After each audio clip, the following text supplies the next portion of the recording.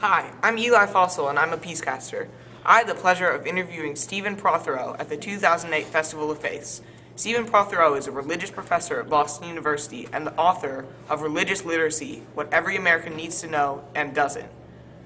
I interviewed Stephen Prothero after his performance at the Festival of Faiths on November 12th, 2008. Mr. Prothero, I'm a 14-year-old with the PeaceCasters program, and I'd just like to ask you a few questions about your work.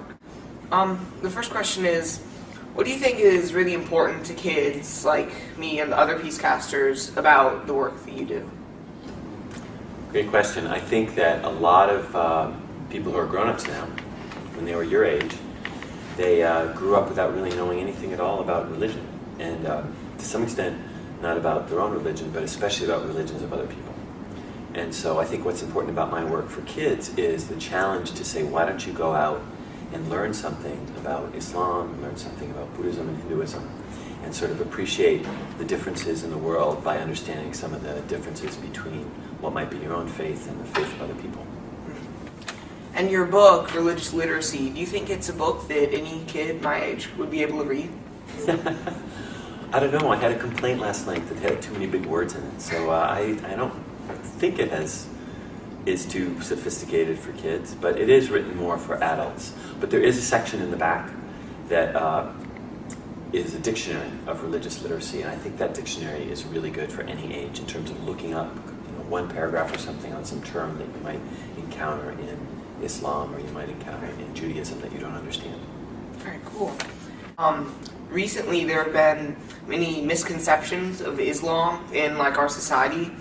And how do you think that is affecting the youth, and how do you think that your work prevents that from happening?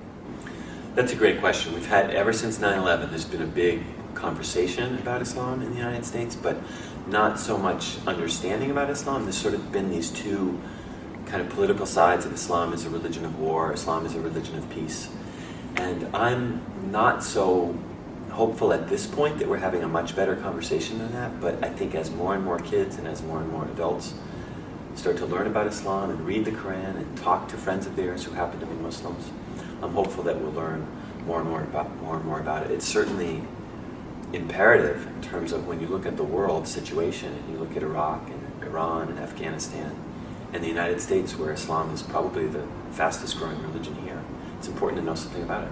Right. Well, how do you think that religious understanding, as you put it in your book, could have had effects on the war in Iraq right now?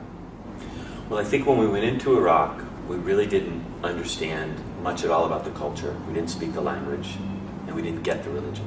We particularly didn't get the divide between Sunnis and Shia, this kind of main division in Islam between these two types of Muslims that's been around for centuries. And we didn't understand the hostilities across those traditions, kind of like Protestant Catholic divide was in Europe, say, a few hundred years ago. So I think that's a main thing that we didn't get when we went in there. I think more broadly what we didn't understand is how important religion is. I think we had this idea that if we offer democracy to these people, they'll take it and they'll want it. And we sort of thought that you can understand Iraq purely on the grounds of politics and economics. And I just don't think that's true in most countries in the world. Religion matters to a lot of people, and it matters in politics. And we really can't understand other countries unless we understand how religion functions there. Just as the last question, what advice would you give any young people that are coming of age today? Ooh, that's a big question. I would say to learn about the world. Learn about the world. And one way to learn about the world is by starting at home.